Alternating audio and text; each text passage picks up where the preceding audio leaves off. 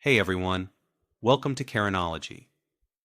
Today's story will make you laugh, cringe, and probably yell at your screen. Let's go. It was a smell that hit me first, that thick, sour tang of fresh concrete dust and broken earth. I pulled up to my driveway, the tires crunching over stray chunks of rubble, and just sat there for a moment, staring at the mess. The entrance to our old tunnel was gone, flattened. Nothing left but a ragged hole where the concrete arch used to be, and yellow caution tape fluttering like mocking ribbons in the hot breeze. My hands tightened on the steering wheel. I didn't even realize I was holding my breath until my daughter Cassie, sitting next to me, laid a hand on my arm and said softly, "Daddy." I'd been gone half the day, helping Cassie move into her new apartment across town. Figured it'd be a nice break.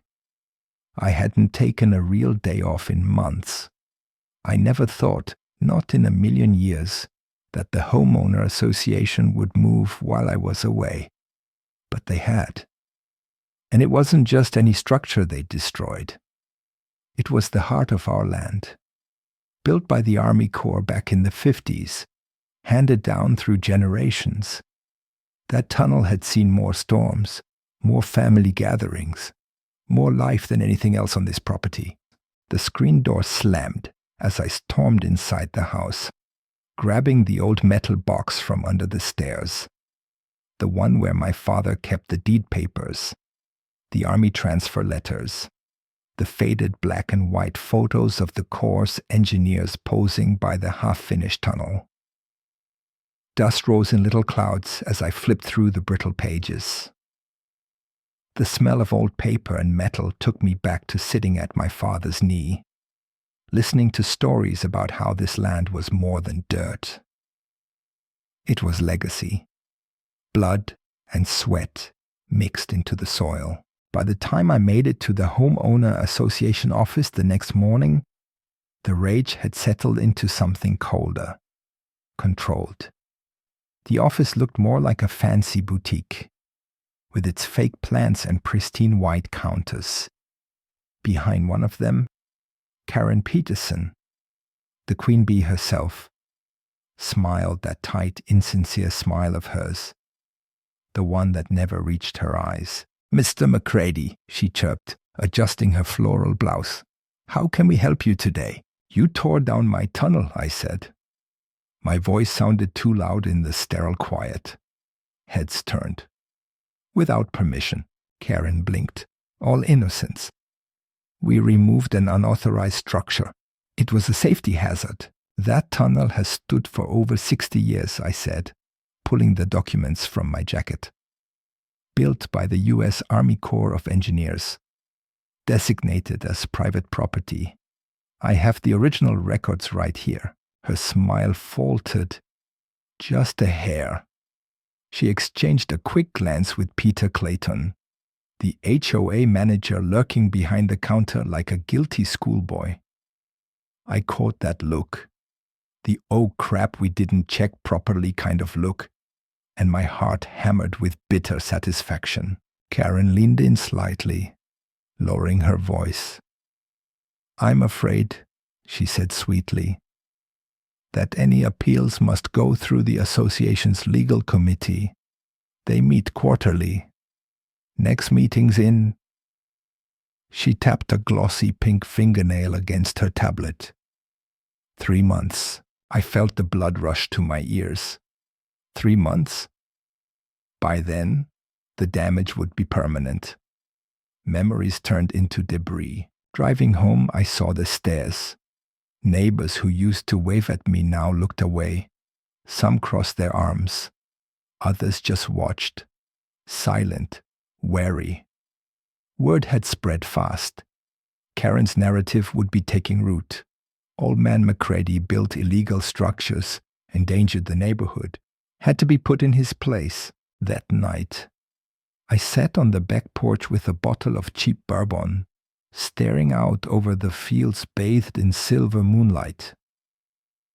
The porch boards creaked under my weight, familiar and steady, like an old friend.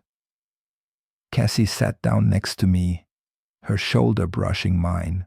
"Daddy," she said, her voice small, "you can't let them get away with this." I sipped the bourbon, feeling its fire chase away some of the chill in my gut.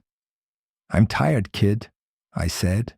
"Real tired." She didn't answer, just leaned her head against my shoulder like she used to when she was little. I closed my eyes and let the memories roll over me. Summer evenings playing catch by the tunnel. Winter storms huddled inside it with thermoses of hot cocoa. My father showing me how to carve our family crest into the concrete arch. No, I couldn't let it end like this. I owed it to him. I owed it to Cassie. I owed it to every damn memory that soil held. The next morning, I called an old friend, Tom Reeves, Vietnam vet, stubborn as an old mule. If anyone remembered the tunnel's real story, it was Tom. He answered on the first ring. "Heard about your mess," he said. "Come by the shop. We need to talk." When I pulled up to Tom's ramshackle woodworking shed at the edge of town, he was already outside, whittling a piece of cedar into something that looked suspiciously like a middle finger. He handed it to me with a grin. "Thought you might need this," he said. Inside, amid the scent of sawdust and oil, Tom pulled out a battered photo album. Yellowed pictures showed the tunnel's construction. Soldiers in fatigues, local families posing with shovels. Tom jabbed a gnarled finger at one image, a young man in uniform shaking my grandfather's hand. "That's Lieutenant Bishop, Army Corps. They dedicated that tunnel to your family, Jackson. It's not just a hole in the ground. It's history." I swallowed hard, feeling the weight of it settle on my shoulders. Tom leaned back, crossing his arms. "You going to let some prissy HOA bureaucrats erase your family's name?" The fire in my gut roared back to life. "No, sir. Not without a fight." As I drove home under a blood-red sunset, a plan already forming in my mind, I knew one thing for certain. The battle had just begun. The next morning, I was up before the sun. The air was thick with dew and the heavy scent of honeysuckle. It clung to my skin as I packed a folder with every scrap of documentation I could find. Old deeds, army letters, newspaper clippings. I even tossed in the photo Tom had shown me. As the truck rumbled to life, I glanced over at the porch, where Cassie stood wrapped in her old flannel robe, holding a cup of coffee like a lifeline. "Be careful," she said, her voice barely above a whisper. "Always am," I replied, though we both knew that wasn't true. First stop was Lana Merrick's law office. She had been a damn good lawyer once, until the Homeowner Association blackballed her, after she took on one of their golden boys. Word was, she hadn't practiced much since, just kept a dusty little office above the hardware store. Lana looked rough around the edges, gray streaking her hair, deep lines etched around her mouth, but her eyes were sharp as ever. She flipped through my documents in silence, her fingers lingering on the Army Corps seal. "You got a hell of a case," she finally said. "But they'll fight dirty." "So will I answered. She smiled, a small, grim thing. "Good. We'll start by filing an injunction to halt any further demolition or construction." Hope flickered inside me. Maybe, just maybe, we could undo some of the damage before it became permanent. By the end of the day, the papers were filed, and the Homeowner Association was officially notified. It didn't take long for the backlash to start. That evening, a courtesy notice was taped to my front door. citing me for multiple code violations, overgrown grass, improperly stored equipment, unauthorized fencing, petty vindictive nonsense. Karen's fingerprints were all over it. Over supper, Cassie read the notice aloud, her face growing redder with every line. "They can't be serious," she fumed. "They're scared," I said. That's how bullies act when they feel cornered. Still, it rattled me. I spent most of the night in the workshop, oiling the hinges on the old storm cellar door, patching up the fence, anything to keep my hands busy and my mind from spiraling. Every creak of the wood, every hum of the insects outside felt amplified, like the whole world was holding its breath. A few days later, Tom and I attended the monthly Homeowner Association meeting. It was held in the town community center, a squat brick building that smelled like old coffee and floor wax. Folding chairs were set up in neat rows, and Karen presided over it all, from a table at the front, a queen on her throne. When my name was called for community concerns, I rose and walked slowly to the microphone, feeling the weight of every eye in the room. "My name is Jackson McCready," I said, my voice steady, "and I am here to address the illegal demolition of private property by this association." A murmur rippled through the crowd. Karen's smile tightened. "Mr. McCready," she interrupted, "this is not the appropriate venue for personal grievances." "It's the perfect venue," I said, holding up a copy of the Army Corps documents. "Because every one of you deserves to know that the tunnel you destroyed was a federally recognized structure, deeded to my family before most of you were even born." Tom stood up then, holding aloft the photograph of the Army engineers. "I remember when they built it, saved lives during the tornado of '73. The room shifted. Whispers, uneasy glances. A few folks who'd lived here long enough to remember nodded. Karen banged her gavel. "This meeting is adjourned," but the damage was done. The seed of doubt was planted. Driving home, Tom was grinning ear to ear. "You rattled her good, boy." "Not enough," I said, my mind already racing ahead. "She'll come back harder." I wasn't wrong. The very next morning, I found a fresh citation taped to my mailbox, this time accusing me of operating an unauthorized structure on my land. They were doubling down, but they made a mistake.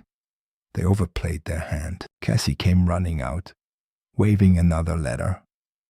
"Daddy, they scheduled a hearing, a public one, next week." A public hearing meant witnesses, records, press if we were lucky. It was a risk, but it was the kind of fight I was born for. That night, as I sat under the stars with Tom and Cassie, planning our next move, I couldn't help but smile despite the ache in my bones. The road ahead was long and full of potholes, but for the first time in a long while, I didn't feel alone. "We're gonna give them hell," Tom said, raising his beer. "No," I corrected, clinking my bottle against his. "We're gonna give them the truth and watch them burn themselves with it." The week crawled by like a three-legged dog. Every day brought a new jab from the Homeowner Association, another citation, another petty letter taped to the door. Karen was pulling every string she had, trying to bury me in paperwork and fines before the hearing.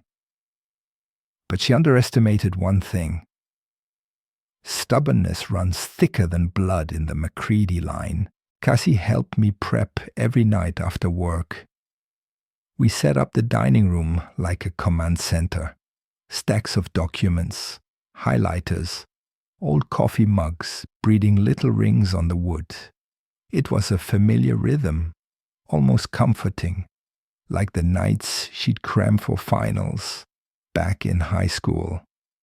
Me, pretending not to hover in the background, with a sandwich and a quiet prayer. 3 days before the hearing, Tom called, voice low and urgent. Meet me at my place. Bring that file. When I got there, he was pacing like a caged bear. Got a friend over at City Hall, he said. Says Karen filed a motion to have your property rezoned. I blinked. Rezoned? Yeah. Wants to classify it as common recreational space. If it goes through, you lose all rights to it. It hit me like a gut punch. Not just a fine or a slap on the wrist. They were trying to steal my land out from under me. How soon? I asked. The hearing step 1. If they discredit you, the zoning board votes next. I sat down hard on the edge of Tom's workbench, the world tilting a little. All the memories. My dad teaching me to fish by the creek, Cassie's first steps under the old oak, the smell of fresh cut hay in the summer. It wasn't just nostalgia. It was home. And they wanted to erase it like it was graffiti on a wall. We need more than proof, I said slowly. We need witnesses. Tom nodded grimly, already making calls. The next few days were a blur. Cassie and I drove from one end of town to the other, knocking on doors, talking to anyone who'd lived here long enough to remember. Most folks were skittish, afraid of crossing the Homeowner Association, of being fined, ostracized. But some, especially the older ones, still had a spine left in them. Old Mrs. Langley, who remembered sheltering in the tunnel during the tornado of '73. Mr. Perkins, who'd helped pour the original concrete as a teenager. Little by little, we built a fragile army of truth-tellers. The night before the hearing, Cassie found me sitting on the porch, staring out at the dark fields. You okay, Daddy? Not really, I admitted. Feels like standing in front of a freight train with nothing but a toothpick. She sat down beside me, wrapping her arm through mine. Well, lucky for you, McCready's are too stubborn to move. I laughed, a short, rough sound, and kissed the top of her head. Damn right. The day of the hearing, the town hall was packed. Rows of plastic chairs, faces peering over each other, the air thick with tension, and the sickly sweet smell of cheap air freshener. Karen sat at the front table, flanked by Peter Clayton and 2 lawyers in expensive suits. When they called my name, I stood up, heart pounding so hard it shook the papers in my hands. My name is Jackson McCready, I began, voice hoarse but strong. This land has been in my family for 3 generations. The tunnel you destroyed wasn't some backyard project. It was a federally recognized structure, built by the Army Corps of Engineers and deeded to my grandfather. I laid out the documents, the photos, the affidavits. One by one, the witnesses spoke. Mrs. Langley's trembling voice recounting the night the tornado tore through town. Mr. Perkins's rough hands showing where he'd etched dates into the wet cement. Karen tried to object, her lawyers whispering furiously in her ear. But the crowd was shifting. Murmurs of agreement, angry glances directed at the front table. Finally, Tom stood up, his voice cutting through the room like a buzzsaw. You folks talk about community, about safety. Well, that tunnel saved my family's lives. And Jackson here? He's just fighting to keep history, our history, from being bulldozed by a bunch of suits who wouldn't know honor if it bit them. The applause started small but grew into a roar. Karen's face went red as a beet. She slammed her folder shut and stormed out, Peter scrambling after her like a kicked dog. The moderator, an old man with tired eyes but a firm voice, banged his gavel. Motion to reconsider the demolition's legality is hereby accepted pending full review. Until then, all actions against Mr. McCready are suspended. I exhaled a breath I hadn't realized I was holding. Cassie threw her arms around me, and Tom clapped me so hard on the back I nearly fell over. But deep down, I knew it wasn't over. Not by a long shot. Karen wasn't the kind to walk away quietly. And if I knew her like I thought I did, her next move would be dirtier than anything we'd seen yet. The days after the hearing passed in a haze of cautious hope and gnawing dread. On the surface, everything looked calm. No new citations, no strange cars idling by the fence line. But I knew better. It was the kind of silence that comes right before a twister drops out of a cloud. Cassie stayed close, helping with chores and keeping an eye on the mailbox. Tom swung by daily, pretending to check on an old lawnmower he'd lent me, but really just making sure nothing ugly had started brewing. Even the neighbors, those who'd once turned their backs, began offering small gestures. A wave, a pie left on the porch, a whispered good luck at the feed store. It almost felt like things were tipping our way. Almost late one afternoon, the lights flickered and died. I checked the breaker box. Nothing wrong on my end. When I stepped outside, the entire block was still lit up like Christmas. Except for my place. I didn't need a weatherman to know which way the wind was blowing. Cassie called the electric company. After a long wait on hold, a tight-lipped supervisor informed us there'd been an administrative order from the Homeowner Association flagging our property for infrastructure concerns. And until those were resolved, the service was suspended for safety reasons. I laughed, a sharp, bitter sound.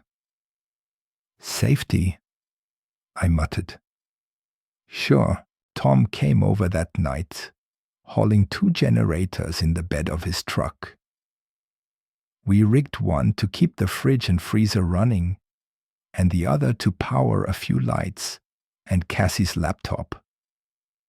It wasn't much, but it was enough to keep the wolves from the door. The real punch came 2 days later, when the Homeowner Association filed a formal complaint with the county, accusing me of unauthorized hazardous construction and potential endangerment of community welfare. They were trying to paint me as a public menace, someone who'd put lives at risk with a rogue underground structure. It was a masterstroke of spin. If it stuck, it wouldn't matter how many documents or witnesses I had. I'd be the crazy old man with a dangerous bunker, a liability that needed to be neutralized. The court date was set for 2 weeks out. Not enough time. Never enough time. Cassie paced the living room, her fingers knotting and unknotting in her lap. Daddy, what if we lose? I looked around at the house. The battered recliner that had been my father's. The photographs lining the mantel. The kitchen table with its uneven leg that we kept meaning to fix. It wasn't just lumber and nails. It was us. Every scraped knee. Every Christmas morning. Every quiet Sunday afternoon. Then we fight harder, I said. We fight until there's nothing left to fight with. Tom brought news the next day. And it wasn't good. Karen had rallied her loyalists, twisting arms and making promises. The association was pushing for an emergency vote to formally seize my property under a public welfare clause in the bylaws. They're scared, Tom said. Desperate. Desperation makes people dangerous, I muttered. That night, Cassie had an idea. What about the Army Corps? She asked. They built the tunnel, right? maybe there's someone who can vouch for it officially. It was a long shot. The Corps was a massive, slow-moving bureaucracy, but desperate times called for desperate measures. We spent the next few days calling every number we could find, chasing dead ends and bureaucratic mazes. Finally, a break. A retired colonel named Edward Sloan, who'd worked on infrastructure projects in the region during the 60s. He remembered the tunnel. He even had copies of the original designation documents tucked away in his personal archives. When Cassie and I drove to his farmhouse, he greeted us at the door. A tall, ramrod-straight figure with a handshake like a steel trap. "Heard about your trouble," he said gruffly. "Come on in." His living room was a shrine to another era. Flag display cases, sepia-toned photographs, the faint scent of leather and pipe smoke. He produced a dusty file from a locked cabinet, flipping it open with reverent care. "Official designation as emergency civil defense structure," he read aloud. "Constructed under joint federal and state authority. Registered in perpetuity to the McCready Land Tract." Cassie squeezed my hand so hard my knuckles popped. "Can you testify?" I asked. He looked me dead in the eye. "Son, it'd be an honor. Driving home under a bruised purple sky." The file clutched tight against my chest. I allowed myself a thin smile. We weren't out of the woods yet, not even close, but now we had a weapon of our own. And if Karen thought she'd already won, she was about to learn the hardest lesson of all. You don't mess with a man who's fighting for more than land. You don't mess with a man who's fighting for his family's very soul. The morning of the county court hearing dawned gray and heavy, like the sky itself was holding its breath. I stood on the porch with my coffee, watching mist roll over the fields, feeling the weight of it all settle onto my shoulders. This wasn't just about a tunnel anymore. It was about standing up when it would have been easier to kneel. Cassie drove us to the courthouse in her battered pickup, the old radio crackling static and gospel hymns as the town passed by in a blur of faded storefronts and crooked mailboxes. Tom met us out front, wearing his best Sunday suit, the knees shiny from years of wear. Inside, the courtroom buzzed like a kicked anthill.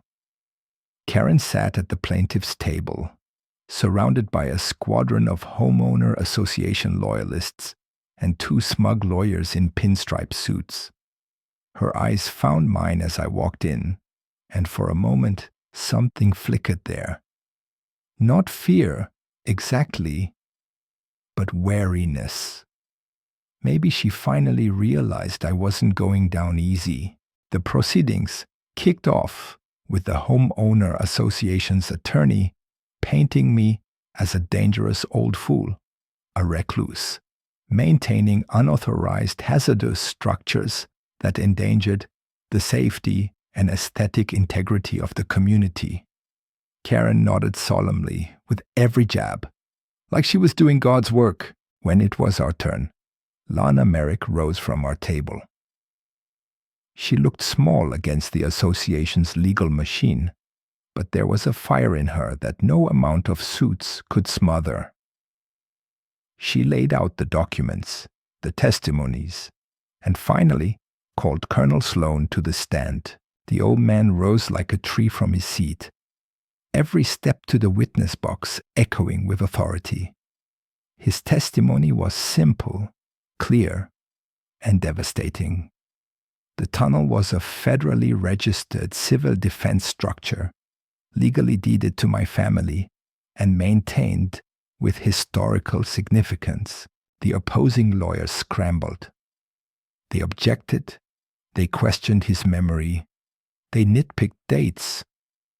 But Sloan held firm, unwavering, like a stone in a flood. The judge, an old hand who'd seen every kind of scam and shortcut, leaned forward, peering over his glasses. "It seems," he said slowly, "that the Homeowner Association acted without proper due diligence, resulting in the unlawful destruction of private property." Karen's face turned the color of a spoiled tomato. The judge continued, his voice growing harder. "Furthermore, the court finds the association's subsequent actions, including the suspension of utilities and the attempt to rezone the McCready property, constitute harassment and abuse of power." The final ruling came down like a hammer.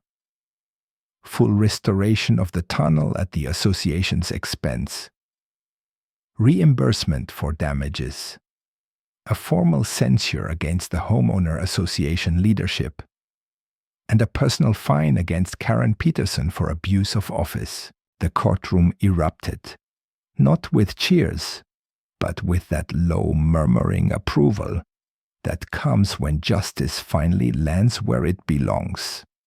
Tom slapped my back so hard I staggered. Cassie threw her arms around me, laughing and crying at the same time. Karen tried to slip out the side door, but reporters caught her.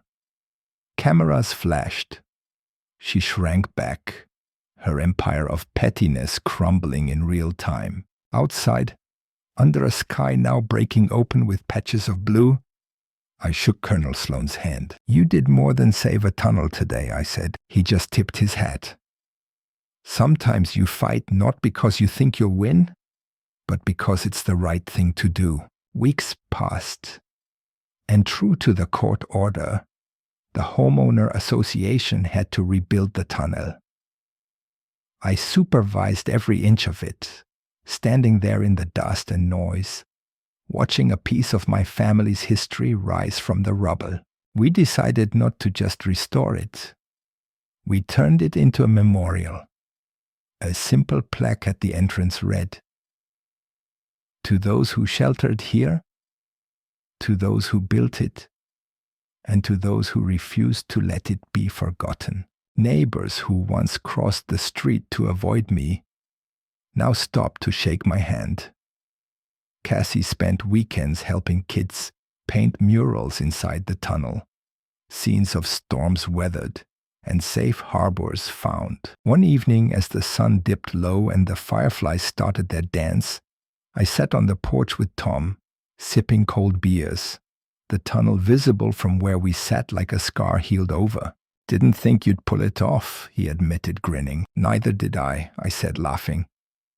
"But hell, sometimes being too damn stubborn is its own kind of magic." I leaned back, feeling the creak of the old porch boards, the warm weight of a life hard fought and harder earned, settling around me like an old quilt. And for the first time in a long while, I felt truly home.